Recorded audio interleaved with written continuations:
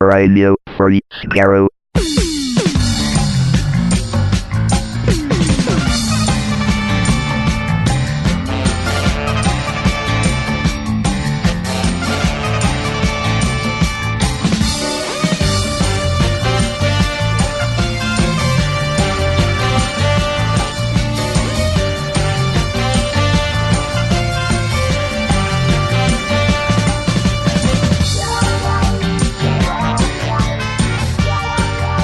Hello everyone, welcome to Radio Free Skaro, episode number 715. I am Stephen in Edmonton. And I am Chris in Edmonton. And Warren's not here for the news. He's flying around the eastern part of this continent. But he is here for the commentary for the Battle of Ranskoor of Kolos with Heather Berberet from Doctor Who on the couch. That's our penultimate Series 11 commentary. Technically, it's actually our last Series 11 commentary, and then we also do one for the New Year's special resolution, but that's coming up later today. Also on this podcast, a whole heap of news, including stuff for The Edge of Time, which is out now on your favorite, very expensive VR gaming system. Well, I don't know about favorite, because there's a lot of systems it's not out for, yeah, it's out there for some of those expensive VR systems. That's true. Well, we'll tell you later about how you can play portions of this game without your own VR system later on in the podcast. Also, a whole heap of stuff regarding various TAT books, novelizations, audio plays, the like, and other things that are, because it's a very busy show. I thought it's important to summarize things at the beginning. But the actual news, proper. Your English teacher would be proud that you have this executive summary. Well, thank you. The writers and directors for Doctor Who Series 12 have finally been announced on this, the eve of what I assume will be a perhaps trailer, at least a news release of some sort coming on the 23rd of November in the UK. That being this Saturday, or perhaps even this Friday if you're in this part of the world when the clock strikes midnight. The writers for Series 12 include, of course, Chris Chibnall, showrunner. He'll be writing 4 episodes by the looks of it. Also on board will be Pete McTighe, Ed Heim, and Vinay Patel, who, of course, wrote episodes last season. New writers, though, are Nina Mativier, I had to find it in the news list there, Maxine Alderton, and Charlene James. So hooray, we have more female writers on board for Doctor Who, and ones who have never written for Doctor Who before. And then I think people have sussed directors in the past that I think we've talked about before. Nita Manzoor, Emma Sullivan, Jamie Magnus Stone, the amazingly named Jamie Magnus Stone, and Lee Haven-Jones, just in case you want to get confused a little bit. Lee Haven-Jones is also directing some, So there, the BBC released all these names in a press release, and so now we have the creative talent behind the new series of Doctor Who. Yeah, other than the 4 returning writers, I don't know any of the names on that list. It's like I haven't seen any of their work or anything like that. However, I have a very, very deep level of trust of the powers that be finding very talented people, because we have innumerable times in the past, especially on the director front, had names we'd never heard of who've turned out some amazing work. So Adam Smith notwithstanding, Andrew Gunn notwithstanding. Yeah. So yeah, it's I like that. Like the people who have never written for Doctor Who before. I like that. I like new blood. It's really cool. I like that they haven't, Maxine Alderton has written for CBBC's The Worst Witch, also for Emmerdale. Mativier has written for teen thriller series The A-List. That's a co-pro between BBC and Netflix. So there's different approaches to these kind of to different shows, sort of coming to Doctor Who, which I like. I think there was some people, of course, would look at, female writers and go, well, how can they hire people that have never written for science fiction? How can they hire people that have never been showrunners before? So I think, well, because you don't want to limit the way you look at Doctor Who. Doctor Who is a vastly wide and changing show from week to week to week. It's great that we get these different approaches and perspectives. So that's a very true thing these days. I mean, if you cast your mind back to 2005, all the writers hired were people who wrote for Big Finish or New Adventures or whatever, but they were established Doctor Who names, big name fans, as the term would go, because they needed that knowledge and continuity to at least have some to develop the foundations. But you start looking at series 2 onward, and there's like more and more names that aren't like that, and I dare say we've had a lot of good stuff since that first series. Yeah. So I'm fine with new people. Like, at the end of the day, the proof is in the pudding. Watch their stuff. Do you like it? Yes, no, good, bad, whatever, and then you go with it. But you gotta, I don't know. It's a hard habit to break. But I've tried my best not to try to front load any expectations when it comes to Series 12. Right. Not because I have low expectations by any stretch of the imagination. It's just like I'm happy to take it as it comes. Yeah. Yeah. It's interesting, the approach. I mean, we don't know a lot about the making of the Doctor Who in this Chris Chibnall era. Let's face it. But, I'm not going to call this the writing talent unproven, but perhaps they are less of a name recognition than perhaps, if you will, the celebrity writer era that we kind of had. Excuse me, in the like Stephen Moffat era. Richard Curtis, Neil Gaiman, and what's his name? Oh shoot, dude who wrote Amy's Choice. Simon Nye. Like big name showrunners who take their cut of the Doctor Neil Who Cross. episode. Was it Neil Cross? Neil Cross, of course, wrote Ruth Luther as well. Wrote a couple episodes. So there's different approaches to how Doctor Who is being made, and I'm intrigued by that. Also a note: the BBC posted a photo of the first clapperboard from one of the first clapperboards, I should say, from January of this year when they started filming Doctor Who. And the director of photography is one Catherine Goldschmidt. And she is one of a very small number of female DOPs that have worked on the show. She did I checked her website out, and she was DOP on the first block with Jamie Stone. So yeah, I think I counted one or two others. I don't have the names to hand, but I was looking on TARDIS Wiki, the list of DOPs that have been on the new series of Doctor Who. And yeah, I think there's maybe one or two that were there last year for one block or two here or there. So it's cool that we have a much more diversified talent base to draw from for making Doctor Who. So that's pretty exciting. And as I say, this Saturday is when everything's going to happen. Watch this space, everyone. Once we have watched that space. Yeah, the space will be watched, and we'll find out once and for all, perhaps, when Doctor Who is coming back. So stay tuned for that. Well, if it's, I mean, regardless of what rumors are or aren't floating out there and whatnot, it's mid-November right now. If the series has an early 2020 start, then you got to think something's, those floodgates are going to open pretty darn soon. Because if nothing else, it's usually a month or something like that, as the longest amount of time before something gets formally announced, just so they can put it in TV publications and marketing materials and all that kind of stuff. So, right.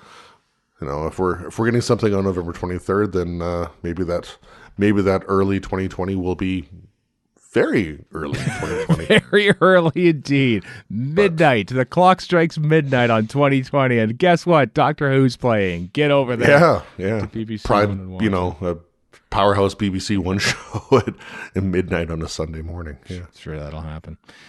Or whenever it is. It's a Wednesday. It's the middle of the night, I think, isn't it? Or whatever day of the week it is. I'm just used to Sundays for the broadcast now. I know. Yeah, we'll find that out too, I suppose. Oh boy, it's going to be a fun week next week. We'll have all this to talk about when Warren's back for the 56th anniversary of this television show, Doctor Who. Also, hey, coming this week, exciting week.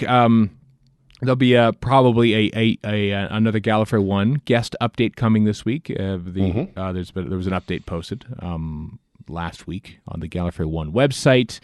Some new guests being announced. Ticket resales will begin December 6th. They used to be known as transfers. So that will start up. Also a host of like the art show update and a panelist questionnaire update, all that sort of, there's advertisements if you want to advertise on the program. That's the rates are up as well. So yeah, that's coming down the pipe. Convention season with this weekend with an Unearthly convention happening in Long Island, and 2 weeks hence in Chicago where I'll be. I should say, actually, I'm doing 2 onstage interviews that weekend. On the Friday with Tosin Cole, Ryan Sinclair himself. I'm sure he will spill all the details of Series 12 on stage in front of an audience at Chicago TARDIS. I will do my best to twist the screws and have him spill the details. And also Louise Jameson and John Leeson, who actually interviewed last time they were there as well. So I hope they're not sick of me. I hope they don't say, wait a second, you asked me this last time. I might ask them the same thing. I don't know. That's happening on the Sunday. So I still remember your first interview with Louise Jameson at Galley, 2011 or 2012? 2011, 2012, somewhere in there. I just remember you like having a conversation about vegetarianism with her. Yep. And just kind of like leading right into the interview from that. She is so lovely. She is just 100% lovely. I can't say enough good things about Louise Jameson. So yeah, that's happening in a couple weeks' time. So it's all kicking off here. It's all ramping up at long last. I think we've relatively come through this year of no Doctor Who somewhat unscathed. I think putting out a podcast from week to week. Like the old saying goes, patience comes to those who wait. Yeah, but also I can't think of a thing on that, because otherwise we'd extend this episode even more. We don't have time to do that. We have a lot of news to get through. There's also Children in Need this past weekend, which there always used to be a Doctor Who element involved, and there indeed there was. It wasn't just some clip or something like that, or a trailer, which I think perhaps at this time we actually would have enjoyed. But it was a much more personal thing where Jodie Whittaker, Tosin Cole, Mandip Gill, sort of implored people to donate and stuff. Bradley Walsh wasn't there. He's probably busy doing other stuff, as he often is. But then the linchpin of the whole thing is that they brought a young girl on who is a big fan of Doctor Who and stuff, and then they Anastasia was her name. Anastasia, and she's sort of still is to this date. Update still confirmed, same name. And she was sort of like, oh, would you like to say hello to Jodie Whittaker and stuff? And then she looks behind her, and there's like they're on screen. I like that they said we're filming in America. What an interesting thing to say. And it says, you know what? No, I'm the Doctor. I could change this. And she waves her magic screwdriver, and the doors open, and she's there. And then the reaction on Anastasia's face, and she was just like overjoyed, and she gets a big hug from Jodie and everything. And you know what? We can get cynical as fans on this podcast, perhaps even, but then when you see just moments like that, and how this child just adores Doctor Who and this Doctor and everything about it and the show, and it was just heartwarming to see. It's a nice moment. I'm hoping things like this drive home the point and realization that you and I, we're not the target market for this. Haven't been for a very long time for this show. For what, Doctor Who? No. Yeah. I know. That is the great thing about Doctor Who. Yeah. Is that we are the target market, and so are children. Everyone is the target market for the show. That's why it's on BBC One. That's why it's not chucked on some streaming service or something that you have to pay $8 a month to watch when the episodes drop at 11 a.m. or something like that. It's like it's for everyone, but it's also for kids. That's why we've loved this show for so long. That's why I get so much joy out of watching it when I was 8 to when I'm almost 48 in 4 years' time. That's what I love about it. But it's neat to see that sort of like the child audience sort of like targeted and celebrated everything, because they don't care about continuity errors or vid fire or lighting or anything like that. And sometimes it's like, what a wonderful thing. What a wonderful thing to be just sort of like be surprised by Doctor Who on stage. Yeah, well, I mean that's still the whole thing is the fact that got this 12-year-old girl or whatever age she is, and like they're not, obviously children in need being a thing. They're there to help children. You're not going to see a 40-something old white dude brought on stage to meet Jodie Whittaker, but it's nice to see the kids. Yeah, because last year's children in need segment was not a million miles away from this year's. There was the young girl who had the TARDIS set visit. Yeah. But the point being, it's nice to see and be reminded that these kids are who the show is chiefly for. I mean, yeah, you're right. It's for everybody, but it's chiefly for these kids. Yeah. And that's not us anymore. and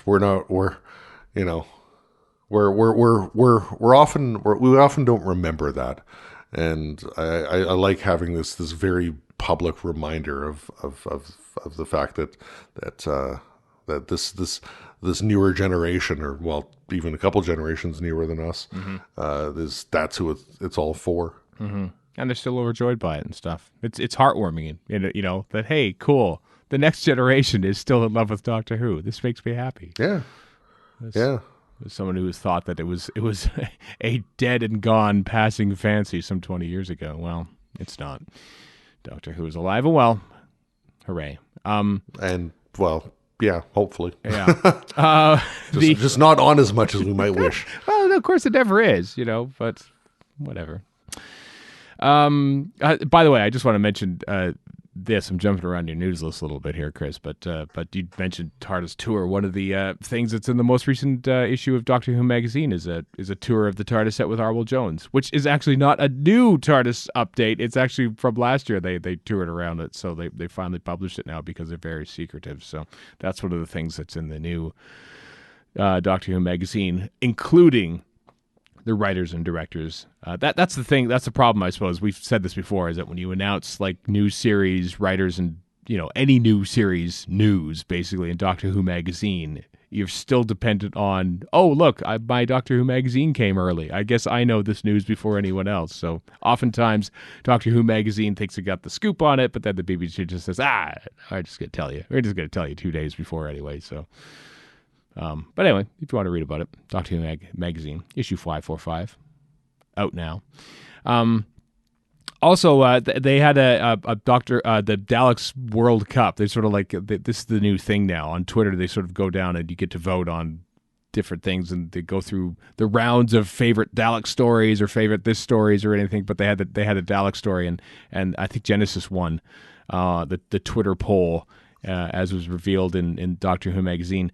And BBC Books is doing a similar thing in a way with the novelizations of Terrance Dicks. So, yeah, BBC Books will publish a commemorative single-volume collected works of the late Terrance Dicks in 2020. Which it'll be a big hardback thing. But here's the thing. There's over 60 books. You can't publish them all. You could publish them all. But they're doing... Well, there were 144 pages or whatever. Yeah, I mean, exactly. It wouldn't take that much room on the shelf. No. They're doing like a Twitter poll starting Monday, the 18th, on the Doctor Who BBC Books Twitter account. Well, they'll run down in World Cup format, 64 of Terrance Dicks Doctor Who novelizations. They've been sorted into 16 groups of 4, and each day fans can vote for each for each pool, and it goes up and into the finals and everything. So they can select the 8, I guess, or 10 novels, I think is what it's going to be when the 10, time comes. Yeah. So that's all starting this week on Doctor Who BBC Books. DW BBC Books is the Twitter account that I'll be putting this on, which is that's pretty cool. I don't know if everyone has read all these novelizations or if they're just going to be voting on the stories themselves, but whatever, should be fun. I know I've read them all, not for a very large number of years, but nevertheless have read them all. Mm-hmm. Yeah, I'm intrigued by the grouping, just because they're not just grouped chronologically or anything like that. There's Kinda and Snake Dance are in the same group, for instance, and 3 Doctors and 5 Doctors are in the same group. Ooh, tricky. Yeah, Group of Death, that one might be, but maybe they're all actually. The Group of Death is actually Group G because it has the Ambassadors of Death, the Seeds of Death, the Robots of Death, and the Smugglers of Death. The Smugglers of Death, not really, but that anyway, that whole thing starts this week, so that'll be fun. Also, just on the topic of Target stuff, that there's there's a limited edition hardback version of Clack, the Doctor Who art of Chris Achilleos, which is available for pre-order now. You won't be able to find this in shops necessarily. You can pre-order it. It's just a compilation of Achilleos' Target cover art over the years. So links in the show notes of how to pre-order that. £14.99 is how much the paperback will be, and the limited edition hardback will be double the price. So yeah, if you want that, go to candy-jar.co.uk, or as I say, links in the show notes at radiofreeskaro.com. Have we talked in the past about best Target book artist? Would you put Achilleos at the top of your list? God, just out of curiosity? I think he's the most iconic. I think he's got the classic weight, because those are the first ones, so to speak, in the 1970s and early 80s, and then Andrew Skilleter came through mostly. There's Colin Howard in there, as I recall, and then Alistair Pearson was sort of the guy in the late 80s, which I really liked Alistair Pearson's, but I also kind of like the sort of the pop art of Achilleos' work. I don't know. Do you have thoughts on this? Well, I'd say, to a point. I mean, I appreciate things like Achilleos' art relative to, like, I cast my mind back to like the a good chunk of the Davison books, for example, Visitation, Earthshock, Modern Undead, things like that, where it's just like a still photo from somewhere in the story, and it's like, oh my god, put some effort into this Target. Like slap Peter Davison brandishing a gun on the cover of Earthshock. It's just like, okay, that's right. Actually, yeah. Versus like, I don't know if I put Achilleos at the top of my list or not, but you're right. A lot of his stuff is very iconic. Like I'm looking at a list of a chunk of the books right now in front of me anyway, but I can definitely cast my mind to some of his work and just how distinct it is. Even if he has a bit of a variation on a theme with like the Doctor in the middle and other stuff happening at the bottom of the frame and all that, but still, like looking at the Ice Warriors cover right now with giant Ice Warrior and like electricity flowing out from his claws and whatnot, and Victoria hunched over screaming. Like there's some good stuff out there. Yeah, it's the style which they sort of emulated for the new Target adaptations, and indeed the Target storybook that came out earlier. So yeah, totally. Other stuff. Hey, there's some stuff coming out here in the terms of books and comic books and stuff. Doctor Who Ground Zero is a paperback collection of some of the classic comics from Doctor Who magazine, featuring the first, third, fourth, fifth, and seventh Doctors. A whole host of those are now cobbled together and will be released on February 26, 2020, from Panini Comics, who of course is the publisher of Doctor Who magazine. So that's come down the pipe. All digitally remastered, as they say. Vid-fired comics, finally, at long last. And also reverse standards correction too, because some of them were only found in North America, so they had to in NTSC turn them back to PAL. For whatever it's worth, it should be mentioned Gareth Roberts is one of the writers in this collection, so I don't know if that's going to negatively impact anything, but just for those who aren't aware and need to know such things. Also, the Eric Sayward novelizations of his 2 Dalek stories, Resurrection and Revelation of the Daleks, are coming to paperback in June of 2020. They're available for pre-order on Amazon.co.uk. There's no cover art. I'm speaking of, Achilleos cover art. I'm wondering maybe if Andrew Skilleter could do up a couple of covers instead of sort of what I think are maybe kind of temp-looking covers that were on the original hardback versions of these. But they were very plain. Yeah. Like back in the day, sometimes there were differences between the hardback and the paperback. Very little, but sometimes there were differences between the hardback and paperback for the Target stuff. Mm-hmm. But I'm hopeful. Like, I don't know. Like Andrew Mark Thompson, for example, I know he's done his own version of the art, like legit, like good looking artwork for Resurrection and or Revelation. Mm-hmm. Like just use his or something. That whole like just big typeface Revelation of the Daleks, whatever stuff that went on the hardback. That's just boring. It is weird. And there is a Dalek on there. So it's not like, we couldn't get the rights to the Dalek, so we had to do something. It's there. It's right there. So, it's very, very interesting. I thought those were. And not at all representation of what these books are like. But, who am I? Who am I to say such things,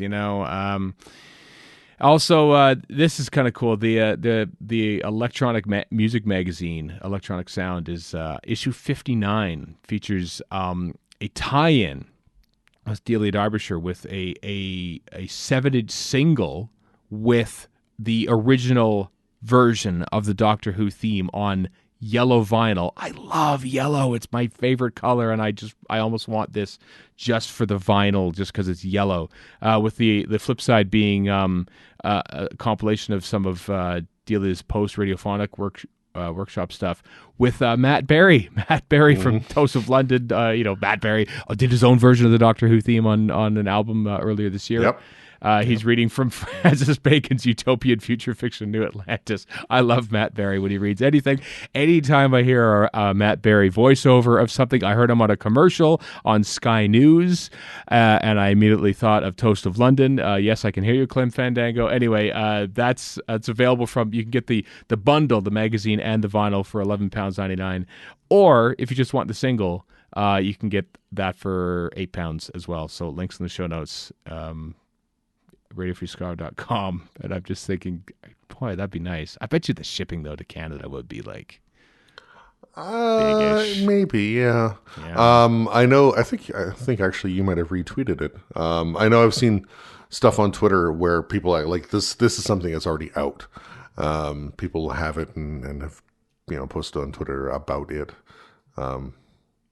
Yeah, I'm pretty sure you retweeted it. I don't know. Check the RFS. I probably did. Yeah, sometimes I retweet stuff from the RFS account. But it's kind of good that they're releasing the vinyl thing as a separate thing for those who may not want the magazine. But for the extra £4, just buy them. Get the magazine. Just buy the magazine. It's got a cool little cool drawing of Delia Derbyshire on the cover. In front of a bunch of like oscillators and switches and gears and buttons and sliders and electronic stuff.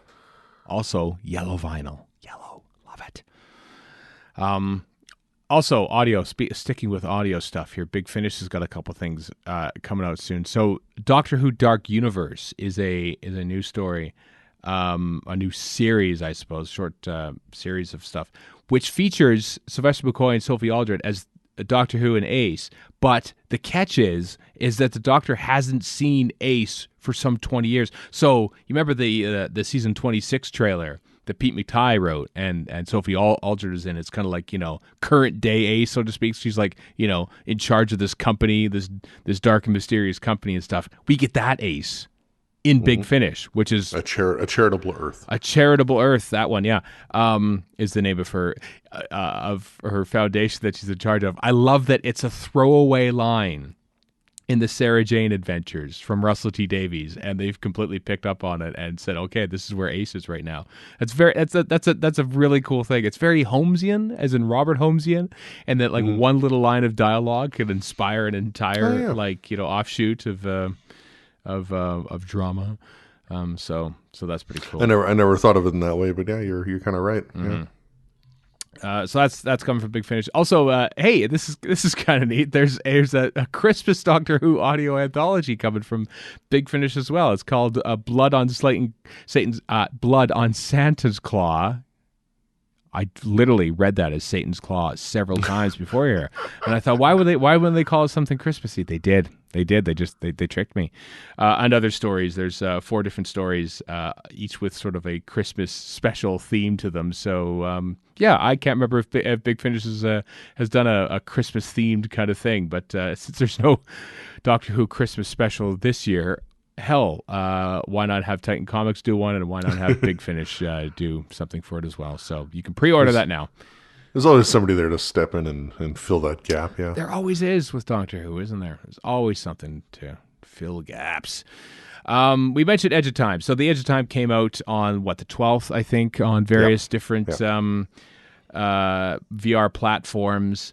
There's somebody's already posted a playthrough for it. If you just want to watch 2.5 hours of some guy playing through it, I can't watch VR without me actually controlling the movements. That's where I'm gonna it's just like the camera's moving around too much, and I kind of get queasy and stuff. So it's there if you want it, though. Links in the show notes. But this is the exciting bit.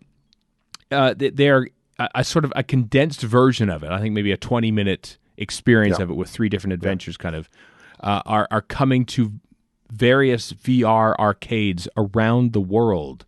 And when I first saw this, I thought, it's going to be like in New York and Toronto and nowhere else. And no, there's North Battleford, Saskatchewan, for crying out loud. What you said? You said they were a featured arcade as well. Yeah, featured arcade. But there's a couple happening in the Edmonton area here. So if they're happening in Edmonton, folks, they're going to be happening probably where you are too. So yeah, I'm going to totally check this out. Starting November 23rd, which is Doctor Who Day, as you'll remember. You can go to some of these VR arcades and play this 20-minute version, I suppose. I was wondering if they would actually put the full game on there, which would be quite something. But so if you're looking into just want to sort of get a taste of it, a teaser, if you will, and not wanting to drop down $650 in a VR gaming headset, well, this is your chance. So I think this is the compromise I'm going to do, is I'm going to go and play this, and if I like it a ton, well, then we'll see.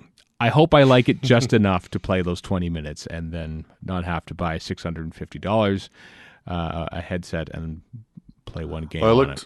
I looked at the there's 2 in the Edmonton area, 1 in the West End, 1 in St. Albert. Mm-hmm. But I looked at the nearer one in the West End, and I think it was something like $25 for an hour's worth of VR time. That's not bad. That's not bad. I can go that. And because you're playing a condensed version, this 20 or whatever minute version, even those who might want to take their time and relish the environment and experience and whatnot, you should be able to get through everything in that hour. So it's not too bad. I mean, $25 is a lot different from however many hundreds of dollars for buying your own headset and all that. Right. Yeah, I suppose. I like to explore everything. This is why I don't do well with first-person shooters or any first-person perspective video games, because I'm always wanting to look around at everything, which means I have to turn. There's no peripheral vision in first-person shooters, for instance. So I'm always turning, and I'm always taking too long, and I get queasy and stuff. But hey, with VR, you could actually just turn your head and look around at things. So I imagine the first 10 minutes of this, I'll be going, "Ooh, cool! What can I do?" I look up there, just getting used to it, So yeah, I'm intrigued by that. I'm also intrigued, but I think I've become surprised by the scope of this game, because they had the I can't remember the name of it, the sort of the animated VR one that came out earlier this year as well. Right, yeah, the anime style kind of one. Yeah, the Runaway something. I slip my mind now, but the fact that they've the music score for this Edge of Time game is spectacular, and Richard Wilkinson's the cat who composed it and everything, and he put together a 24-minute documentary on his own about how he recorded it and everything. And it's not just him on his computer and keyboard and stuff. No, he's got like a small little orchestra they got. What really blew me away though is the theme tune arrangement for the video game, which is a cross between, it's very much based on Peter Howell's 1980 version, which is my favorite, but also adding some orchestration in there as well. It is amazing. It is amazing. The links are in the show notes if you want to watch not only the making of, but the YouTube account has posted all the music from the soundtrack. But just watching the video of the theme tune, oh God, what a great reimagining of the Peter Howell theme tune. I imagine you have listened too, yeah? Oh, many times. Like, it's Sunday morning as we record this, and I didn't even know that there was a redone theme tune. I mean, it makes sense that there is, but or it makes sense that there could be, I should say. Mm-hmm. But you sent the link over, I don't know, like 11 o'clock last night or something like that. And there's a 24-minute making of on the game's music featuring Wilkinson. It's just him in front of a camera and just kind of just stream of consciousness talking. But the theme I listened to 4 or 5 times. So good. Last night. So good. Because it's so good. Like you say, it's very, very Peter Howell. Yeah. Even like you think, you cast your mind to the closing credits of like in Kinda or something, some Peter Davison or season 18 thing. Uh-huh. And it's like even in the closing credits, there's that like halfway through, there's that building crescendo bit that even gets retained here and whatever. And it's like, oh, it's just beautiful. It's gorgeous. Howell's my second favorite theme overall. I know. I like the Dominic Glynn one too, but that Howell one, that one brings me back because that's my golden era of Doctor Who, of just getting into it for the first time, is the Howell. The Howell version. I don't even call it the Peter Davison era or anything like that. I call it the Peter Howell era, because that's kind of what it is. It was just wonderful. I might even sampled the original bass line. I could be wrong about that, but it just sounds very close to the original bass line. Of course, in the key of F sharp as opposed to E, which is the original. But really one of the biggest things I enjoyed from because again I watched the whole 25-minute making of thing last night as well, and one of the biggest takeaways I had from it was Wilkinson talks about how there are different styles to playing the game. Like there's going to be somebody who just wants to go from A to B to C to D and just get it done, or versus there are going to be people who are going to want to, like yourself, explore the world, take everything in, this and that. And the music needs to be done in such a manner that whether you're that direct person or that indirect person, that it's still there and important and functional, no matter how the game gets played. Mm-hmm. And that's not something I ever thought of, because you think of like Doctor Who composers, Murray Gold, whoever, and he talks a lot about Murray Gold in there. When you're watching a TV show, you have this fixed thing. The music is there. It's going to last for 18 seconds and then 23 seconds and whatever. But everybody's seeing the same thing, experiencing the same thing. Whereas in a video game like this, especially a VR thing with this, that type of immersive experience, it's going to be radically different from person A to person B. And I like that the attention was paid to have that realization. Yeah. Yeah, video game soundtracks are such a... I mean, I'm a big fan of Red Dead Redemption 2, and they really take a deep dive into music. Like the music in there, like they have soundtracks, like actual proper songs written for the game, but also, we are playing a game. There's like sort of a low building tension kind of thing, and then once action kicks in, it sort of has to seamlessly and in tempo switch to sort of an upper tempo, like sort of a more intense version of that kind of similar music. It's such a science. It's such a science. So seeing how he is going through all that with for the Edge of Time game was pretty cool. So, and then Wilkinson, it's not in the show notes. I mean, it'll be there on YouTube on the sidebar, I'm sure. But Wilkinson also posted a couple minute and a half or 2 minute clips of the orchestra sessions, recording I think it's two different pieces of music, and then some third party, and who knows how long this may last, because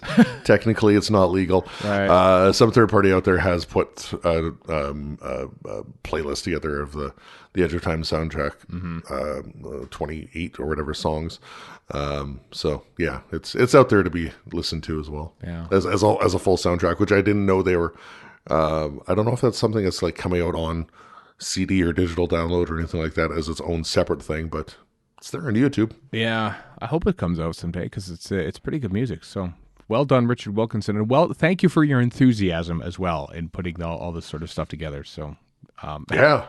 and thank you for the awesome theme. Just a couple things left in this news list before we go on with the commentary. The TV Guide has posted their favorite TV moments of the decade.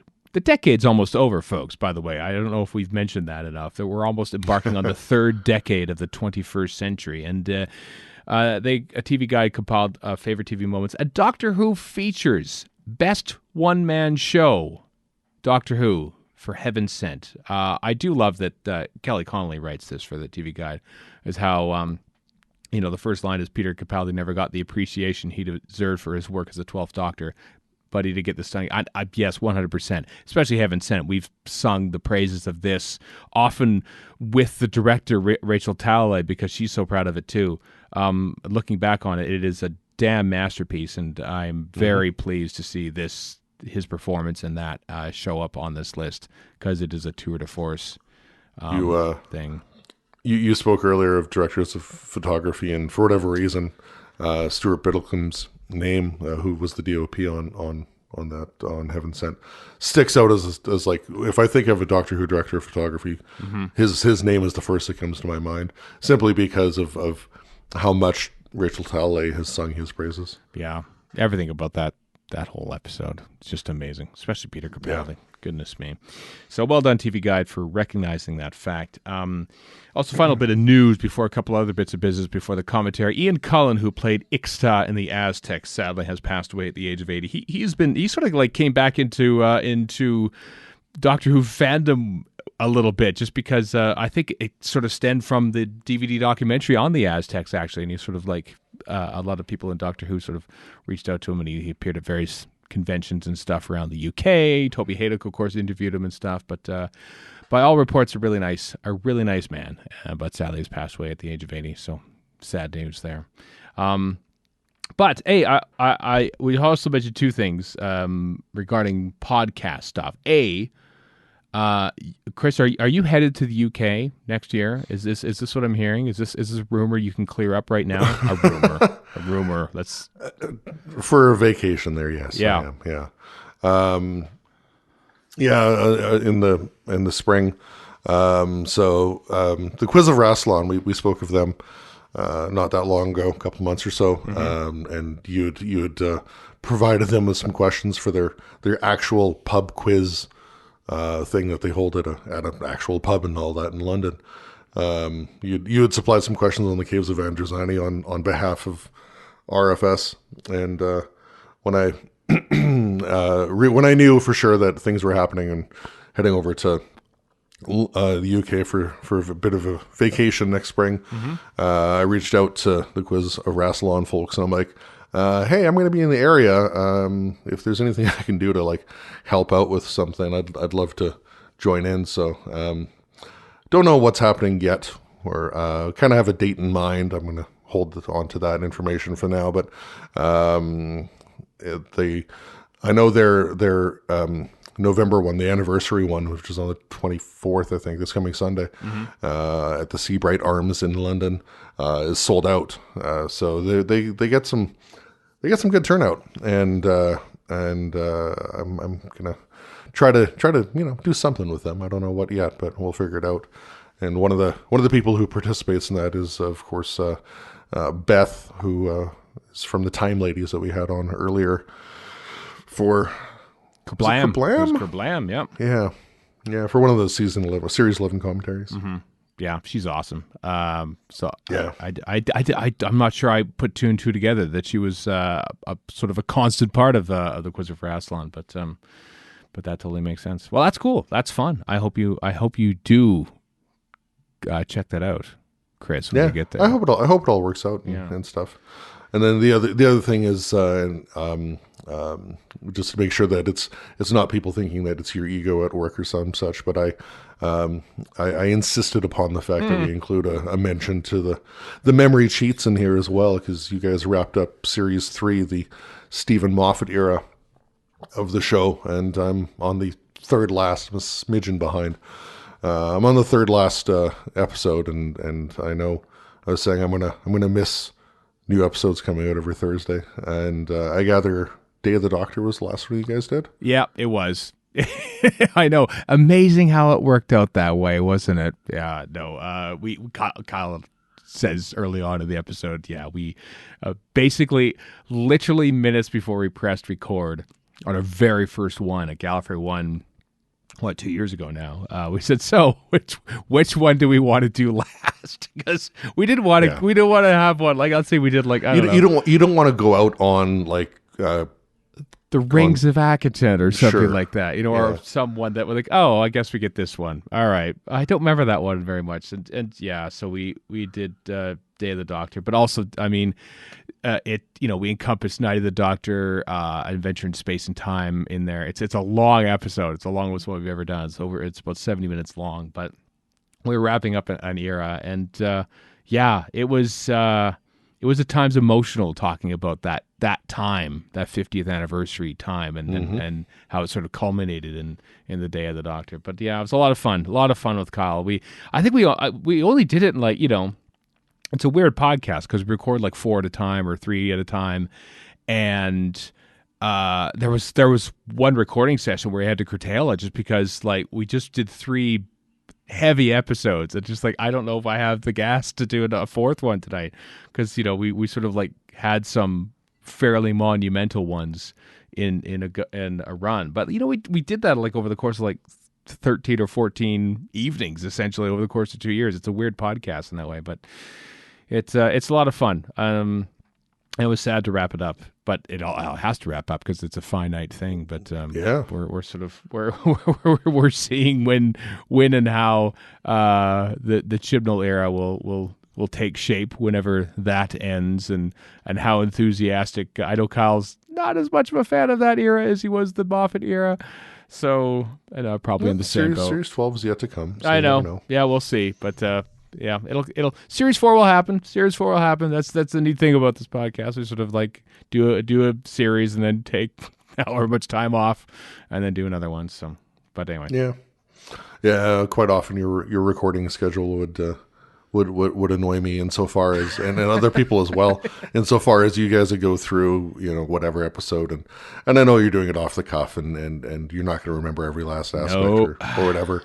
But when when the mistakes would get made, I'd be listening to the thing. I'm like, you should know better, whatever, something like that, and of course, it would be impossible to offer any sort of feedback to you guys to say, oh, you made this mistake, or oh, you should have talked about this when you talked about that, or whatever, because you recorded it 7 weeks ago or something. You have zero recollection of what you said. And we're doing it off the cuff. And oftentimes, we try to keep them to like 15, 20-minute episodes. So, we're not going to... Something has to get excluded. We're not going to mention everything. We're going to focus on certain things when it comes to it. So, yeah, that's the format of the podcast. You mentioned feedback.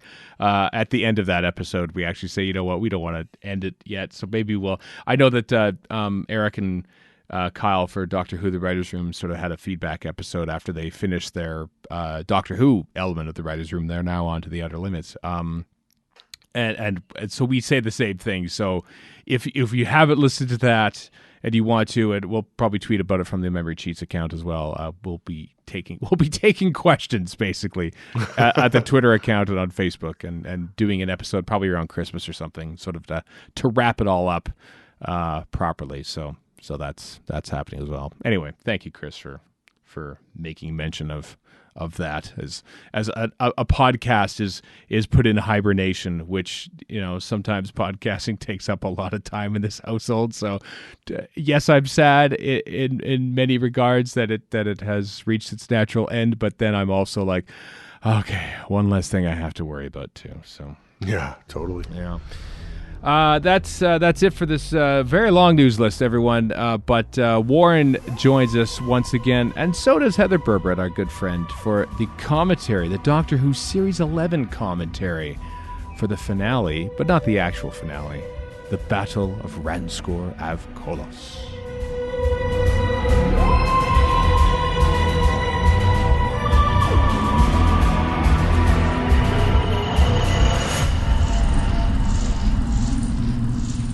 Welcome back, everyone. It is indeed time for the commentary portion of this here podcast, the Battle of Ranskoor av Kolos, which is never said like that in the actual episode, much to my disappointment. We sang it like Klingon. Kolos sounds like a Klingon name. That was our key energy facility, I believe. Yeah, it could be. Not the prison planet, though. That's Repente. We're joined by our good friend, Heather Berberet, for this commentary. Hello, Heather. Hey, gentlemen. Thanks for having me.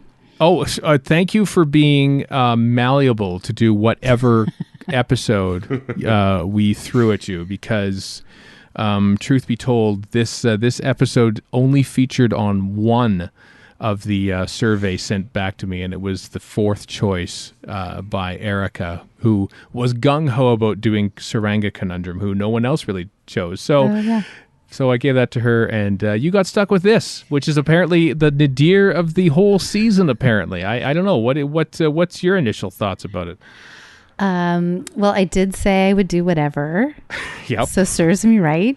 Yeah. But as I mentioned earlier, I just decided it meant that you guys weren't worried I wouldn't like you. By giving me this one. How quaint. How adorable. Come on. We'll always like you. I know. And I'll always like you. I didn't, it was fine at first, but I think it improved greatly on the rewatch. So I'm excited to talk about it. Well, good. I think it's improved for me too. I watched it earlier today. Warren, Chris, I don't know if you've watched it again since original broadcast. Nope. But nope. Certainly have not. Right. Well, this will be a fun experience for all involved then. Everyone queue up your legally purchased Blu-ray, HD, DVD, VHS sets to the episode 10, The Battle of Ranskoor av Kolos, which we will watch in 3, 2, 1, play. Last time we were going to see this, at least we will.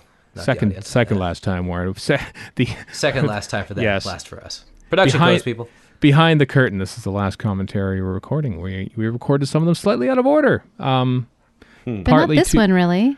Did you guys do the New Year's? Yep. Okay. Yeah. Yeah. We did the New Year's. What is this? Early September? Early September. And this Early goes September? out Yeah. mid-November? Mid-November about Something that. like What a magical time Just we're living in right now, folks. The past. To put a bit of context on things, today it was announced that, to tie in with this of a sort, at New York Comic Con, which is still upcoming for us, and in the distant past as you hear this, the Tim Shaw Funko Pop was announced as a Finally. New York Comic Con exclusive. Long last, I've waited so long for the Tim Shaw Funko Pop. Yeah. This was the season of Downton Abbey in Doctor Who. Did you notice?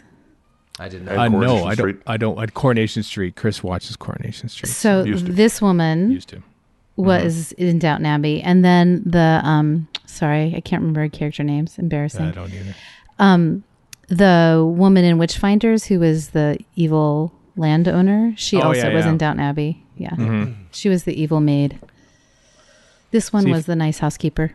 If you don't watch Downton Abbey or Coronation Street, that roll call of cast members at the end of the first episode is meaningless. Like, is this Utterly a spoof? meaningless. What is this? Who are these people? Why are we promoting It's them? like, They're okay, not- Chris Noth I know, and Alan Cumming I know, and I'm kind of out to see otherwise. Mark Addy I knew from Game of Thrones and probably the Cornetto trilogy. The second Flintstones movie. Anyway, these are aliens because they have things on their faces, which... When I hear battle, I think of more than 2 people and 1 alien in a prison. I'm just yeah. Well, the battle hasn't happened yet. This is pre-battle. Well, yes. This is before Tim Shaw shows up. Is there much of a battle, though, really? Yeah, remember that when they come, it's full of downed starships because they've been stealing all those... Well, we're not there yet, but... Yeah. Clearly, I paid more attention than you guys did. Well, that's probably true, yes. Battles have guns. This is how things work. Guns. That's okay, so this is not the battle yet. No, it's impressive visual effects, though, let me tell you. Or special effects, I guess it would be. They are good. Even the eye effects are pretty good. Yeah. D-Neg. It looks like there's actual depth to that. And like, Well, if you look at the eye effects versus like 42 back in the day, they have classic come a long effects way. where they're completely terrible, but endearing. I love that. I love how that effect happens out of focus in the distance. Yeah, it's good. That is cool. Yeah. And I will point out we are traditionally in a quarry. Yay. Yes. Yeah. I assume. I don't know where they shot this. Do you guys know where they filmed this? You know what? I don't, because they. One of the things I'm frustrated about with this current regime is how close they keep things to the vest. Like we didn't really get much of a Doctor Who Confidential-esque kind of program. The fact file on the BBC website is gone. They don't have them anymore for all these episodes that they air. Like what? We can't find out stuff retroactively? I don't understand. Oh, that's bizarre because they had a ton of that while it was airing. Yeah, they did. They had them on the website. Maybe it's Safari. I don't know. Maybe it's still there and it's just not loading because of a thing. But yeah, it's a mystery. This whole series is a mystery. It does make me happy every time Jodie shows up, though. I mean, I just can't help but smile. No, she's great. She's such a good She's probably doctor. my second favorite new Doctor after Matt Smith, and that's a pretty close second. Sorry, I've been asking most of the people who've done those commentaries. What was your reaction on July the 16th, 2017, when her debut was announced there, Heather? I sobbed like a baby. It was so embarrassing, like ugly cry. Really. I had waited through all of that tennis. And yes, not a metaphor, actual proper Wimbledon tennis. Right. And then there was he won, and then that took forever. I'm like, okay, we got it. He's really good. Yeah. I cried. I knew it would be important because I've had the experience of thinking it didn't, like, representation in media didn't matter, and then like watching myself be represented, like, for the first time and go, oh yeah, actually this is a real thing. So I knew it would move me a lot, but I didn't really expect the tears. It was pretty cool. And your hair is of a similar color. I know, like the cosplay, but you guys haven't seen me. I cut my hair really short. I'm like, and the whole time I'm like, should you do this? Because you can't cosplay the Doctor the same way if you cut your hair this short. Yeah. Unless her hair is really short next season. It could be, but I could have totally, I deeply contemplated getting that exact same haircut. And even for me, that was just a little too far. There's wigs. I mean, even the doctors have worn wigs. You know, Matt Smith was bald as a cue ball when he did like his last episode. So well, and I've never really worried about hair. Like, I'm not a act the character cosplayer. I'm like, have fun putting the costume together, and then wear it. That's about my pet peeve is people that act the character too much. There were a couple of Captain Jacks who just were like, okay, like there's a reason he got that part. He's very good at it. Yeah, you fellows, not so much. I think that's a bold game to really cosplay Captain Jack. Yeah. Just like it's a bold game for Monty Python fans to reenact the skits in front of you. Don't try. This is why I don't watch Monty Python, people, because you are not John Cleese and Michael Palin. Just social, what's the word I'm looking for here? Badness. Badness is a perfect word for Very eloquent, Warren. Very. Yeah, well, I do word good sometimes. Yeah. Anyway, here's Mark Addy as Poltracki. That's good. As we find out. I thought they did a good job of building the tension and mystery here. I thought so too. Yeah. What? Yeah. I mean, you said that that the story improved for you, with repeated viewings. Another theme with these commentaries is that having to watch these and quickly rammed together a recording for RFS shortly afterwards kind of affected at least my impressions on the series. And I'm finding I'm enjoying the episodes a lot more when I don't have to rush and do a podcast about them. God, I can't imagine why that would be true. It's amazing, isn't it? I think for me, there was, as I'm sure there were for so many people, so much anticipation about how are they going to write her. We already knew they were going to tackle some of these tough themes. And I think I just had a lot of really positive, excited anticipation for having the Doctor take the female form. And then I also was terrified that Chris and the writers were going to F it up. So I think I just had a lot of tension going into every episode. It felt like it was life or death every time. So coming in the second time in the rewatch, which I watched them all in anticipation of getting to chat with you guys, there wasn't any of that tension. So it felt like I was just much more able to accept the stories as they were. And the enjoyment factor went way up. I noticed some new themes that I hadn't seen before. And I got even more pissed about the stuff I'm pissed about. So there you go. Oh, wow. Is some of the stuff you were pissed about exclusive to this episode? No. I don't know that I had anything about this episode in particular that made me angry. I think I was disappointed because the same reason we all felt disappointed at the time. We were thinking, did we even know there was going to be the New Year's Eve special when this aired? I think we knew there was going to be a special. I don't think we knew when. Okay. Well, it's going to be New Year's Eve because at the end of it actually says, the Doctor returns New Year's Day. Okay, so we knew. We but did I think have it, yeah. I certainly anticipated this to be the series finale, right? And it absolutely wasn't that. So that was disappointing about this episode in particular. I did like that Tim Shaw came back because part of what I love about Doctor Who is the continuity and the long story arcs. So I liked that part that we saw this character again. And clearly, well, maybe not clearly, it appeared to me that this, what's his species name, Tim Shaw? So the Stenza. The Stenza. Oh, nicely done. I couldn't have gotten Well that. done. Yeah. So I think, it seems to me he's setting the Stenza up to be the baddies of 13's time, right? Because we got lots of hints. They were mentioned. They were kind of the baddies. We've got hints of bad things happening, kind of like, what season was it? 10, where the Daleks had stolen all the planets, the missing moon. Oh, that's Series 4. Yeah, so, right, that didn't get resolved. That took a long time for all of that. So I think maybe that's happening here with the Stenza, that we're going to keep seeing them pop up. But I don't know. So I think that's going to happen. So I liked that all came back here and is still unresolved. But at the time, I wanted the series to be resolved and left hanging. The key to time. What'd you Key say? to time with a bird in it. After so many years of Moffat in charge and all the dangling threads he left year after year, you'd think would be more ready for things like that.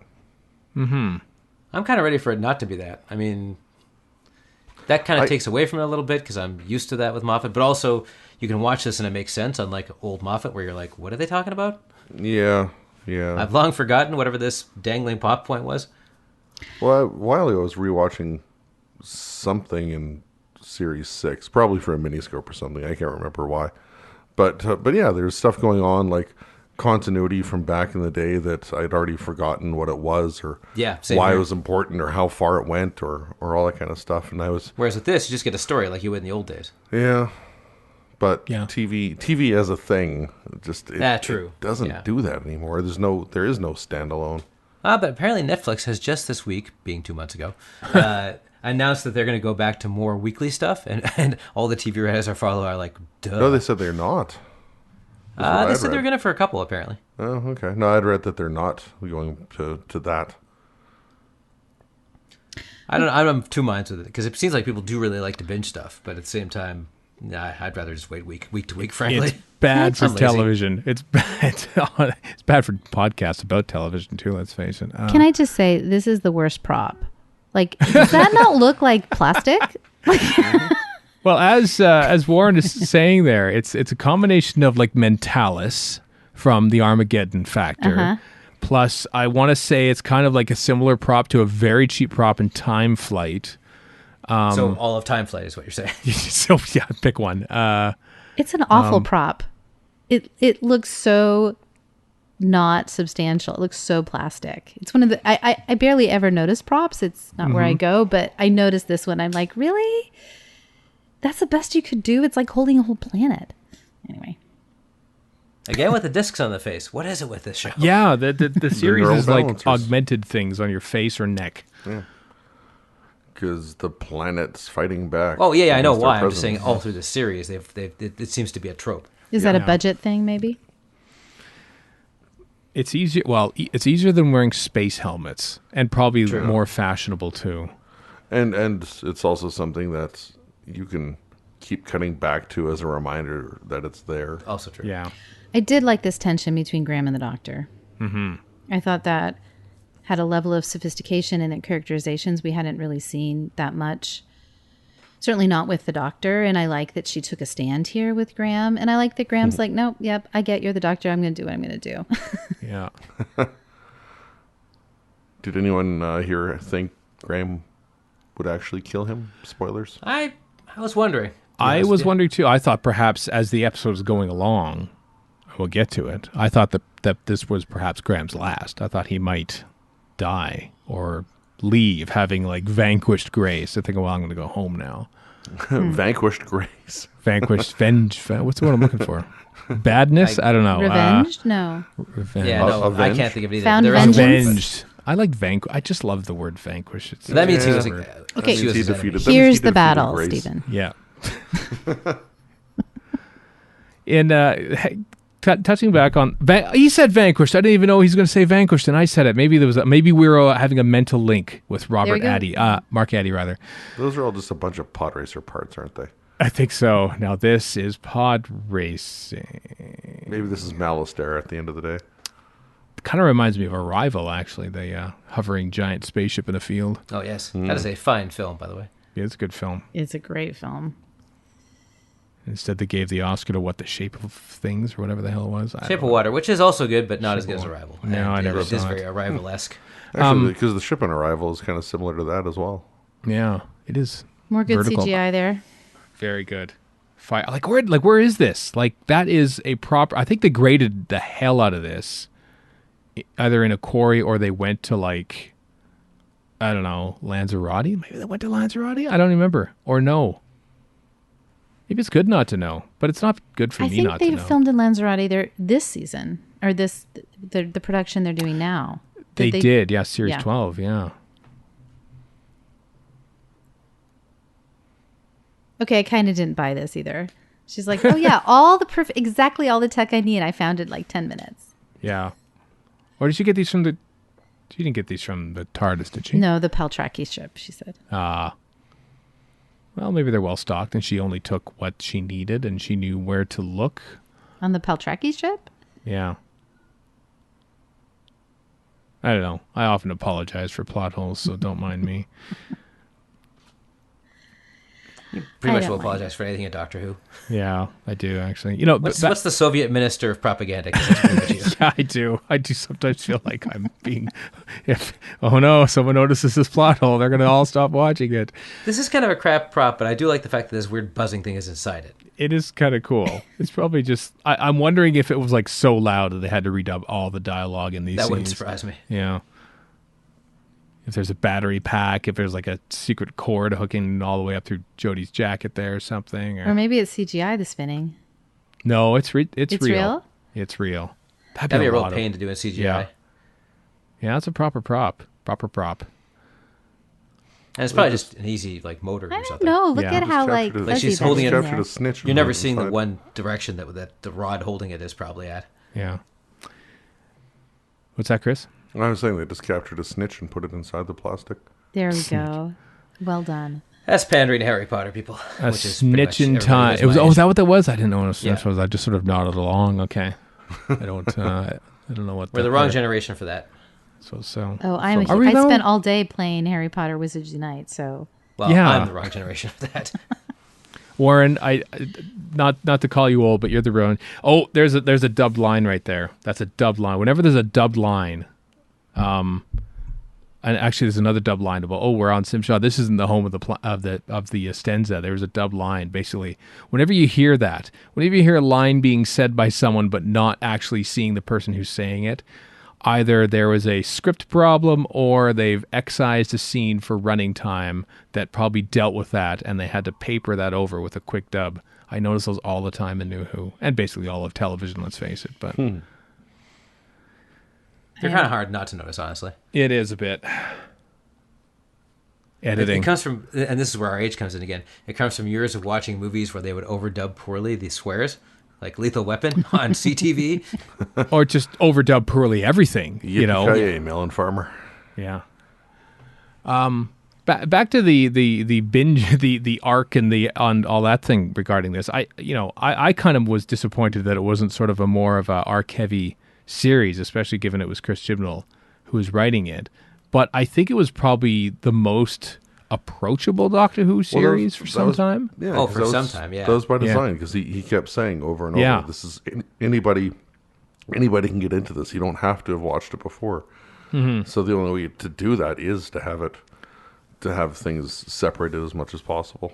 Yeah. And anecdotally, Peter Capaldi's Doctor did put a lot of people off, even though he mellowed out. And they did come back for this. So, And obviously you want to have at least a little bit going, from one episode to another. So be it Graham and Ryan's relationship or whatever. You need something just to, those who do tune in week after week, you got to pay them off. Yeah. yeah, I think he Pay really them off. Here's your $20. Come on, you got your guys talking to each other. Come on. go get yourself an ice cream cone, kid. Yeah. I think he definitely achieved the goal of being able to just pop in and check it out, and not feel like you had to have watched what came before. That wasn't my goal, but No.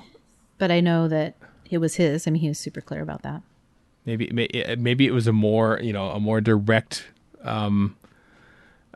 initiative to win back the casual fan, I guess. We live in a day and age where, there's a lot of sci-fi fantasy television and stuff around now, but let's face it, it's like they find their targeted core audience and go for it. They're not looking for the number one show on BBC One, whereas Right. Doctor Who is. It's a weird thing to have Doctor Who be like this worldwide sci-fi phenomenon, perhaps like a cult hit, I suppose, still overseas. But if it finishes out of the top 20 for the week, or even out of the top 10 in the UK, it's like, oh my God, what's wrong with Doctor Who? It's like, put any other sci-fi fantasy show and put it on BBC One and expect it to finish as high as Doctor Who is like, it will never happen. So you have to sort of play both sides, I guess, when you're making Doctor Who. Well, as far as the, wanting to draw people back thing is concerned, yeah, that worked because they got almost 11 million for the season premiere. I had a friend of mine who is, how do I put this? It takes a while to adapt to new things, let's put it that way. And he's like, I heard the ratings were bad. I'm like, are you saying that because it's a woman? Like, is that why you're saying that?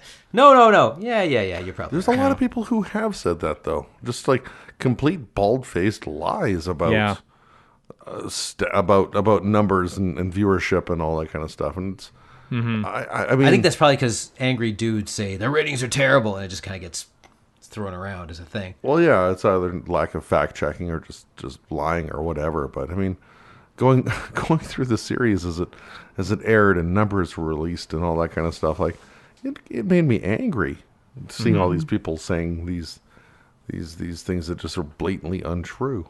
You know how YouTube will recommend videos for you? Oh God, yes, we do. I hate it. Don't talk. You might set off Warren here. Be Okay. very careful with what you say I'm going to be next. very careful. No. I'll be agreeing with you. It often sends me Doctor Who ones, right? And this one came through that looked official. I don't know, something about the title made me think it was real. So I actually opened it, and it was this, guy just lying about who's Middle-aged getting white guy, fired by and any production. Yeah, and I of course turned it off really quickly and realized I'd gotten suckered. But I just can't. It's amazing to me that people will do that, but they do. There's tons of it. I mean, I don't open any of those YouTube suggestions anymore, but yeah, I'm with you. Right click on them. There's like three little dots. Right click and say, I don't want to see this video. And if you keep doing that, they'll keep sending them. But at least you have the satisfaction of telling them, I don't want to see this. I wonder if they get the stats on how many people said, I don't want to see this. I was getting a lot of the same ones. There was this one about Moffat's Dalek problem. Oh, that one. About, yeah. I can't remember what the other one was, but it was all about how terrible it was a woman was Doctor Who. And I was just like, I never want to see this again. Then I right clicked out of curiosity. I'm like, oh wait, I can never see this again. Okay, good. The one I saw said both Jodie and Chris were fired, and they didn't know if they were bringing it back. And I'm like, this is just there's not even a grain of truth in what you're saying. Like, there's nothing here. Part of it is the way YouTube works. Like, they shifted from I can't remember what their criteria was before, but then it became longer retention of eyeballs on a video. So people will put out 20-minute videos about absolutely nothing because that's what YouTube's algorithm wants, and that's part of why you'll see stuff like that. But also, it's like, it's the same reason you want to see, like, say the Star Wars teaser thing came out from D23. Less than a day later, you cannot find it because there's so many reaction videos, because that's what gets attention and gets promoted. And it drives me nuts, to be honest with you. So here's Yaz asking questions, but we find nothing out about her as another trend in the season, I think. That did not get any better. Yeah, you had some issues with the writing for the women characters in this series, did you? Yeah, I so wanted it to be fine. I so wanted to be wrong about my experience of Yaz and the Doctor, and on the second watching, I wasn't. There's just no arc for them at all. They just don't have a story. I love the way the Doctor's written. I love her vulnerability and her transparency. I love that she's the Doctor that says, I don't know what to do, but give me a minute and we're going to work it out, right? Mm-hmm. In that way, she's so different, I think, than all of the others. Like, she's got all the bravado, but she doesn't mind saying, I don't really know yet, but I'm going to get there. She has feelings more than the others do. So there's so much about the characterization of her that I just thought was so right on. But she she's not a person in it. I mean, she doesn't have a change. She doesn't have a challenge. I don't know. She even adapts to the gender switch basically without any problem. And then Yaz just asks questions and fetches things. Mm-hmm. So I assume I assume he heard all of us say this, and it will be different next series, and that will be fine. Well, the bit about Whittaker's Doctor being, I don't know, but I'll figure it out. Even from like, within 2 minutes of her first appearance, Yaz is like, oh, what, you've forgotten your name? She's like, no, I haven't forgotten it. I just don't know what it is. Like, even from the get-go, that was part of the character. We get to see, I think maybe more so than any Doctor, her internal process. Right? Like, we get to see her, and we see the image, the self that she gives to her companions and to the world, the Doctor. But we also get to see the inside of this Doctor, which I'm deeply appreciative of. I just wish that person that she is had movement and change and growth and challenge during the series, and she didn't. As far as a Dr. Yaz arc is concerned, the potential setup for that from Yaz's mother about them being involved romantically. There's a lot of that I saw in second watching. I became a shipper, I have to say. Is that a direction you would have felt would have been valid for the characters to go had it been done that way? Yeah, totally. I don't know. I can't imagine them making that choice in the first, in her first series, given that they made her a woman. That would have been quite ballsy to also make her first have a relationship and then have a relationship with another woman. But I would have been all down for that. So, and I do think they set that up. I think they clearly have a connection that's different from how the Doctor's connection with Graham and Ryan. and there's an affinity between them that I think they wrote in and that you can feel. So I don't think they'll do it, but I also didn't think they were going to make the Doctor a woman this time around. So we'll see. What do you guys think? Oh, I kind of hope they do. I kind of hope they go there. I think it'd be kind of interesting. It's not something we've really had before. Perhaps, maybe the Doctor sort of says, yeah, I'm like a billion years older than you and stuff. And like, I appreciate the attention and stuff. And boy, this is really intriguing to me, but maybe we should go here and that sort of thing. Not like a full-on. The ninth Doctor and Jack shared a kiss. Yeah, exactly. So it's not like it hasn't gone there before. Okay, yes, all right. Rose was what, 19, and he was 700 and something at that point? That seemed monumentally inappropriate to me, frankly. It really was. When I look back and I think, like, even says, like, I'm 900 years old and you're 19? God. Yeah. If anything, I mean, this isn't a fault or a problem of the Chibnall era. I always find that Doctor Who, in the modern era, has sort of always kind of played it safe when they launch a new Doctor or a new era, to the point where, Matt Smith runs around in his first episode in the 10th Doctor's outfit and like they almost belabor the point that yes, he is the 11th. He is the one that comes after David Tennant. He's the new Doctor and everything. And like then we have Matt Smith phone Peter Capaldi in Peter Capaldi's first story, just to sort of trying to everything's okay. They've never really kicked down doors when it comes to new Doctors, despite how bold and brave as they and other Kangs might be. And so I find that they actually, despite casting Jodie Whittaker, which in of itself is brave enough, I find they kind of played it safe with this series and with her character. She never gets tested that much.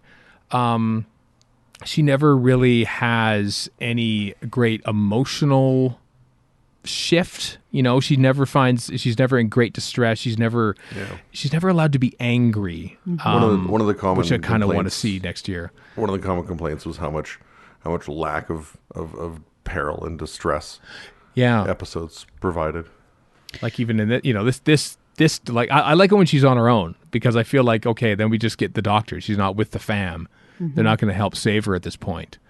I find her I'm figuring it out scenes much better than pretty much all the other new Doctors.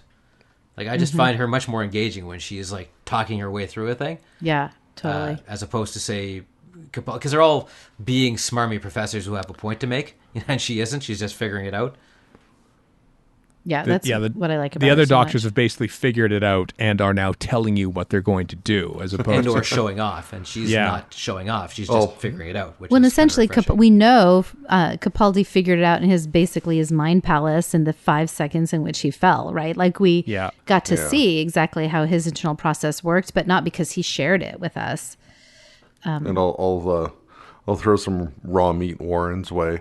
The latter McCoy era was it infuriated me. I couldn't stand that. was somewhat panned for the Doctor. Having said that, one of my favorite parts of Utopia is where he goes, "Didn't I tell you I'm brilliant?" Because he doesn't have to explain anything. He just is brilliant, and that's that. Well, and I like that she says that too. I mean, in several times in the episode, in the series, she's like, "Oh yeah, I'm all that," but she can be all that and be vulnerable and transparent and not know and have to ask questions all at the same time, right? That not knowing doesn't equal not being good enough or not being amazing. That you can not know and be amazing at the same time, which I think is a message we all could hear and take in. I think to your point, Stephen, but a little twist on it is that one of the hard things I had about this series was there was so little that was familiar, right? So if you think back, there's often some continuity that they maintain, like 11 wore 10's outfit, 12 talked to 11, and had the Paternoster gang there with him.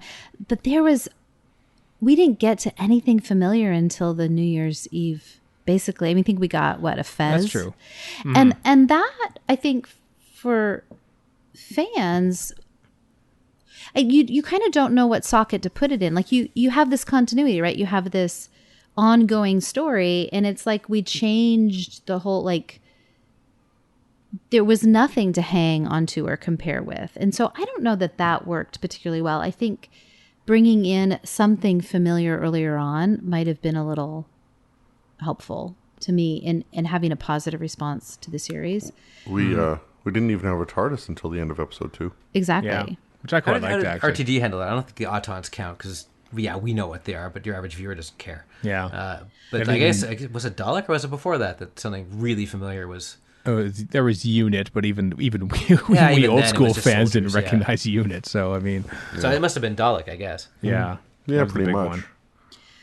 I also thought this, I deeply appreciated them taking on such important world issues like racism and corporate America and money and discrimination against witches and mental health, right? Yeah. Brexit Well, in resolution.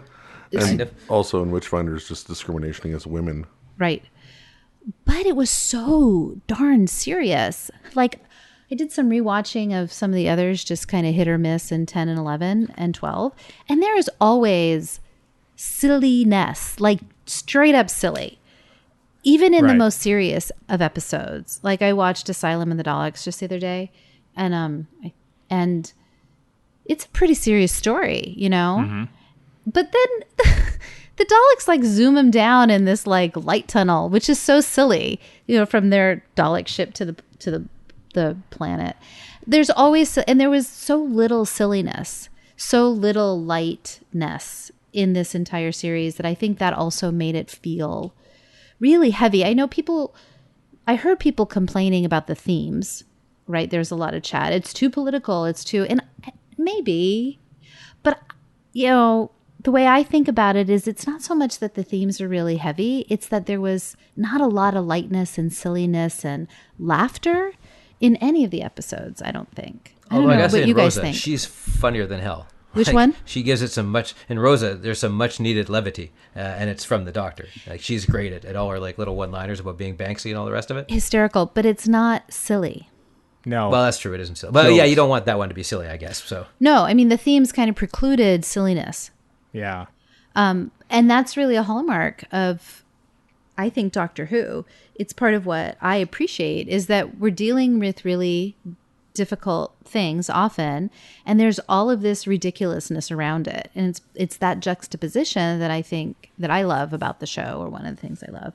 that's kind of Tom Baker's hallmark. It's like he'll walk into this very serious thing and then just take the piss, essentially. Right.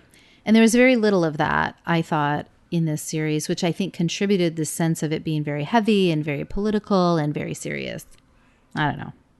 Capaldi was exceptionally good at that too, actually. Oh, he was. He was so good at being silly, even though he was like so angry for Yeah. so much of his time.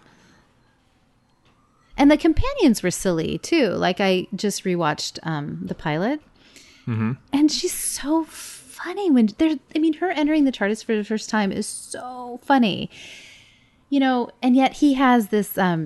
It's really important to the Doctor, but he's so silly how he does it, and she's so funny. She's like, "It's a kitchen." Anyway, we shouldn't be talking about the pilot during this episode, but anyway, that was one of the things that I was missing, even while I deeply appreciated taking on some real meat, some real social meat that I thought was awesome. So, Sorry, I do like irritated Jodie. I agree. That's more potential scrunch. she's awesome. Oh, that nose. Love it. And she's just so over Tim Shaw. She's like, you know what?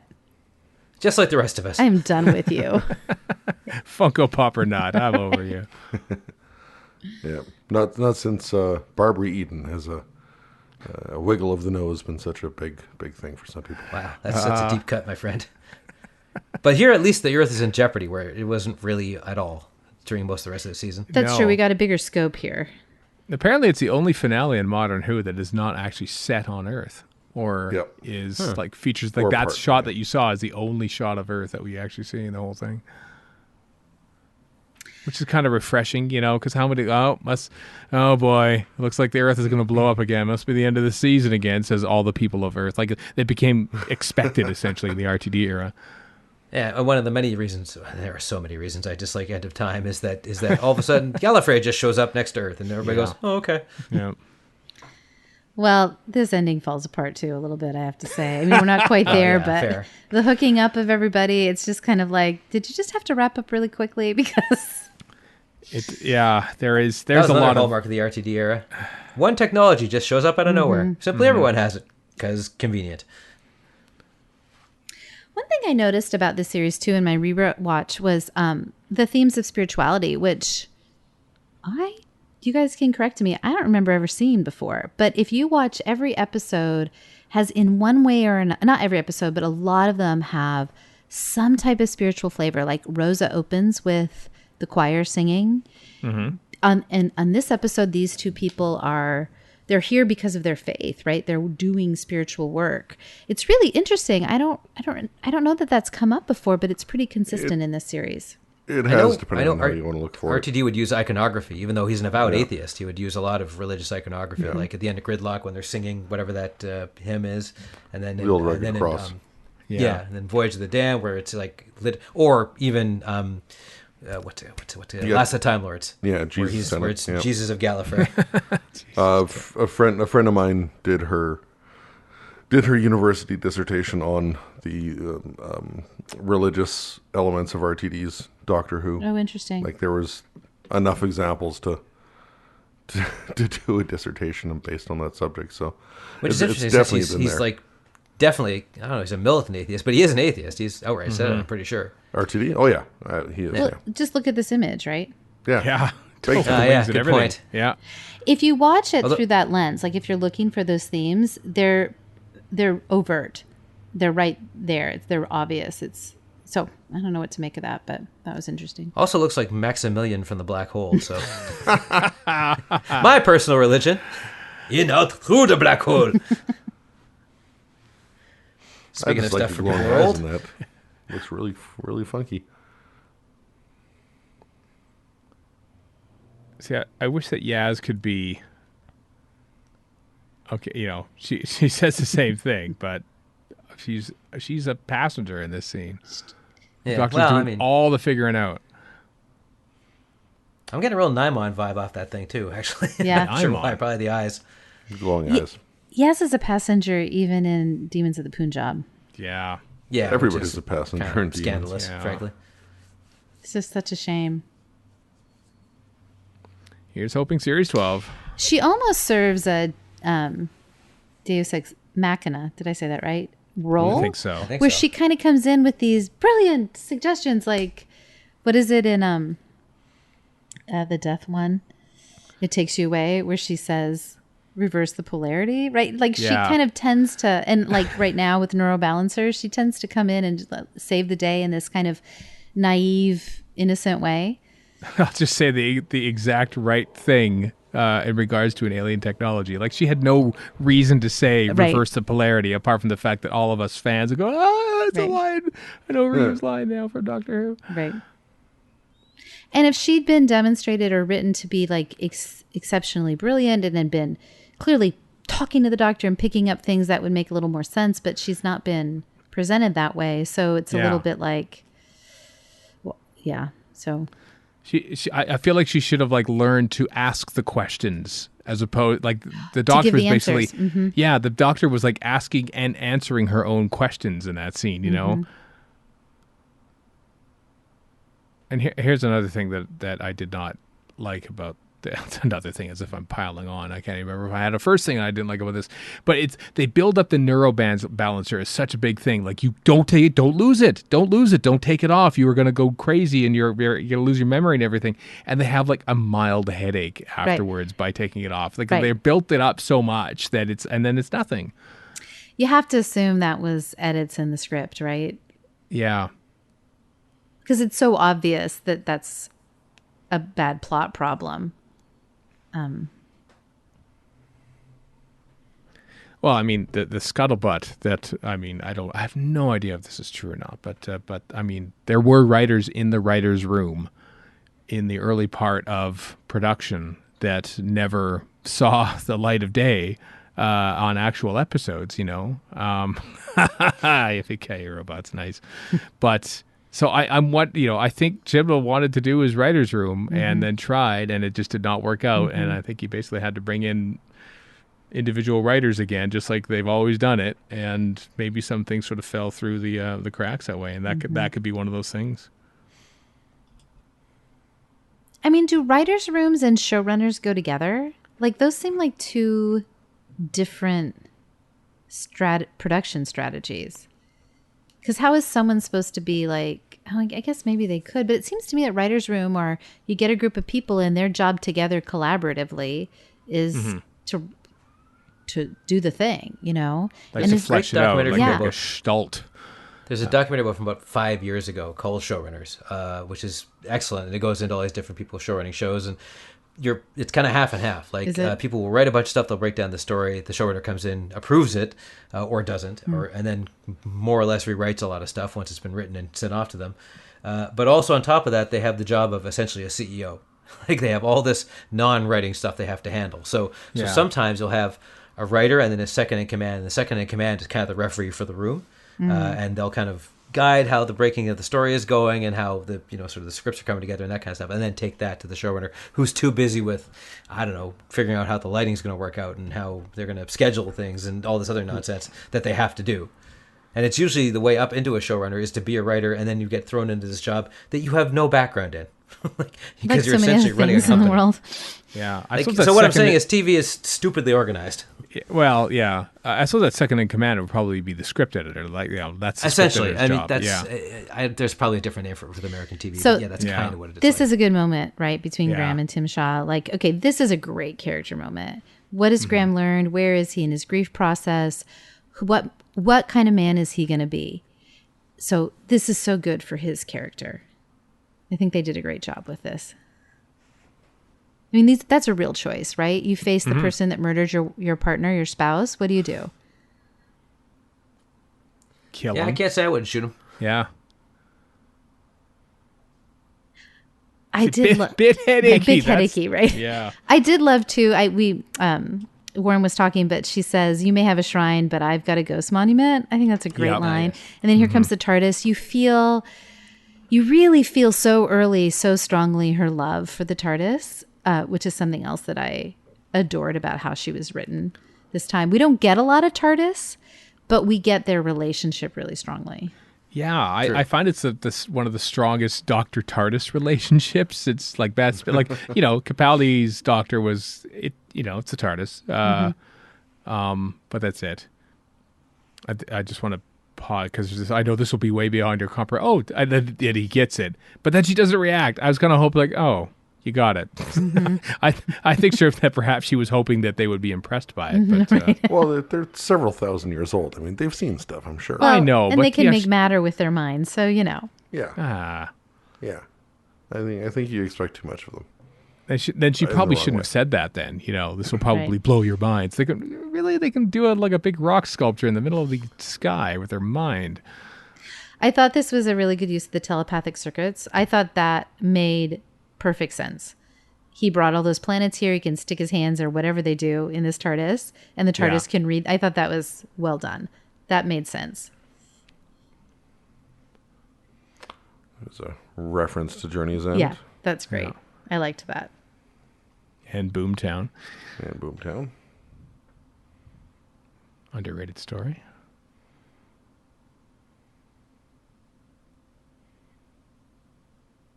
Yeah, Are you though? it's a great Eddie moment. Vedder's the better man. It's a good character moment. Come on, give it up, Steve. Yeah, it is. I know. Just going for the joke. I legitimately like Graham. I thought he was great. Bradley Walsh is great too. And I liked Ryan. I liked Yeah. their stories and their characters. I just didn't like that. That's all that happened. I do like this that he. I do like that. I do like that solution. I just shot him with the foot.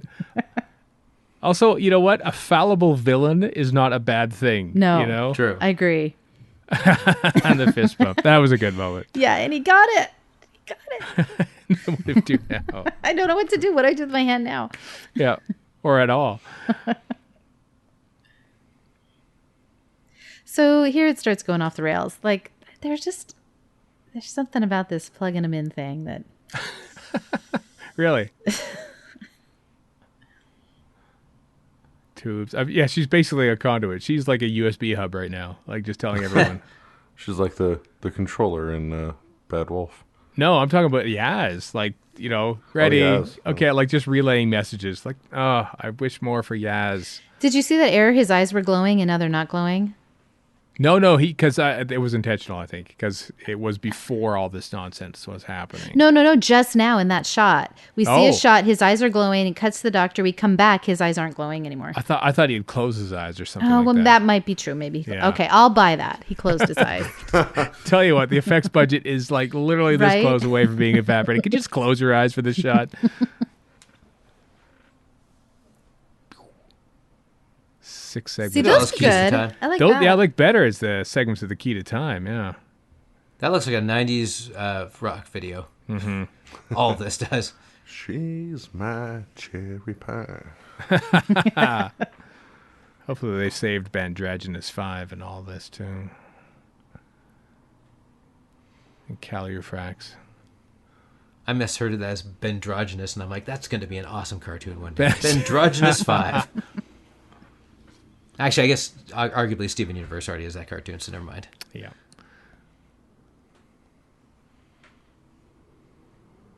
I do like they just lock him up forever. How they got him in there, I don't know. Like, he was conscious when they shot him in the foot. They just drag him or what? Well, and magically they're able to figure out how to get people out of those and put them back in too, right? That's true. I got to lift him up there. I mean, he I looked thought kind they of had a heavy. manual for that. Yeah. Yeah, and if they just shot him in the foot, you'd think he'd still be able to fight. Oh, I guess he's really sick, right? He unplugged himself from like his oxygen supply or whatever. That's true. Having a villain that's kind of sick is also, that's kind of what the downfall of Star Trek. Well, there's many downfalls for Star Trek Hey. Nemesis, but Careful. so you're the one. Oh, wow. All right. You like Nemesis? Good lord. Yeah. Just the fact that starts strong. the main I'll give it villain that. is like, oh, I'm dying. Oh no, will the Captain Picard be able to outweight his mortal enemy who is dying before our very eyes?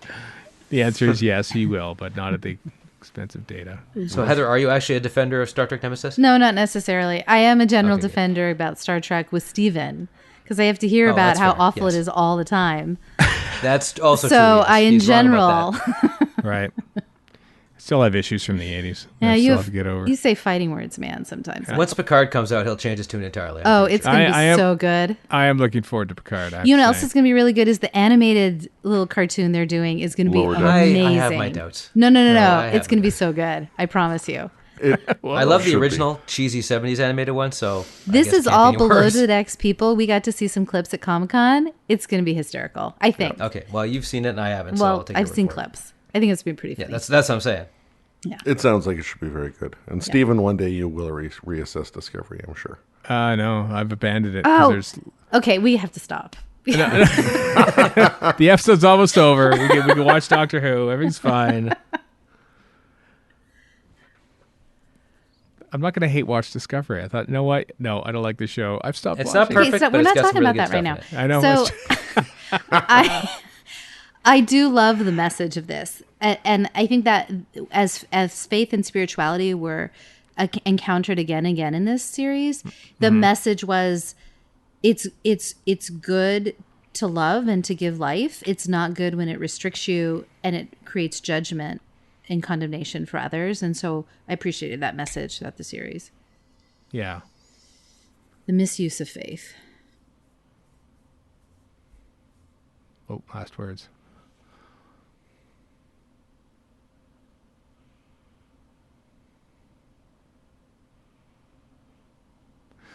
I feel like travel hopefully is a line that Apple Susan, slogan? No, that Susan says in the censor rates, and if that's a reference to that, I will be very impressed. Oh, you should look that up. She has a lot of good last words standing at the door of the TARDIS. Yeah, she does. Yeah. And notice how we all had to stop and listen to what she had to say. Well, yeah, of course we did. Or read at any rate. The teacher's talking. Yeah, exactly. And that's it. It's over. There we go. Just like that. We lived through it again. We did. It wasn't that bad. I It mean, it wasn't wasn't. that great either, but it wasn't that bad. I think wasn't mostly it as was some epic. plot problems, really. Plot and little props problem. But the acting, as always, was great, right? Never, Yeah. for me, it's never a complaint, the acting. production is almost never a complaint. No, looks gorgeous this Yeah, year. it does. Here's the briefest of teasers that we got. Who's she talking to? Who is she talking to? Who could it possibly be? I don't know. That was a great episode. Yeah, I agree. So It was satisfying. excellent. I think it was one of the best Dalek episodes ever, honestly. I think it was one of my favorites. Absolutely. Definitely of the year, for sure. Yeah. If Yeah. nothing else. I mean, I have never been afraid of Dalek before until that episode. Ooh. Yeah. Well, cool. Well, maybe you can watch along with us next week, Heather, as we conclude our commentary series with that there very episode, and then you can reappraise it and enjoy it all over again. I would love to do that. It's fab. Thanks for doing this. Thanks for for acquiescing and doing whatever episode we gave you, which made organizing this whole thing a lot simpler. So you are a friend of us forever, if only for making planning easier. For what it's worth, Stephen, just to jump in, Yeah. the doctor says travel hopefully in the War Games. War Games. Oh, when does he say that? It says it to Carstairs or Lady Jennifer. It says that, never mind, said the doctor cheerfully. What is it they say? To travel hopefully is better than to arrive. That's what Susan also says in the Sense Rents too, actually. Isn't it better to travel hopefully than arrive? So it must be a it may quote well from be. something. Somehow I came across like a Terrence Dix thing, and it's like, yeah, anyway. But it's No. printed in there. Well, I haven't found, just doing a Google search, I haven't found anything yet on Sensorites, but doesn't mean it's not there. Good luck to you. Heather, where can we find you and your stuff on the internet? I am at DW on the Couch on Twitter and Doctor Who on the Couch online. And I did not blog this series. So my plan is for the first time to go back and, having watched them all, to write some blog posts on each episode after having watched the whole thing. So those will start appearing probably in a few weeks. Oh, nice. That's so by this goes out in mid-November. So hopefully by around this time, it'll already be out on the internet. Well, maybe I'll time that post for the release of this podcast. Perfect. Yeah. Look at that. One hand wash the other. Super. Thanks very much, Heather.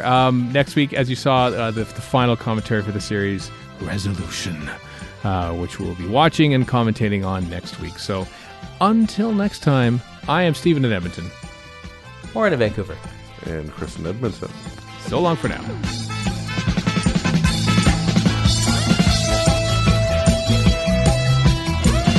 You've been listening to Radio Free Skaro. Find us online at radiofreeskaro.com, follow us on Twitter and Tumblr at Radio Free Skaro, subscribe to us on iTunes, and donate to the show at patreon.com/Radio Free Skaro. Thank you.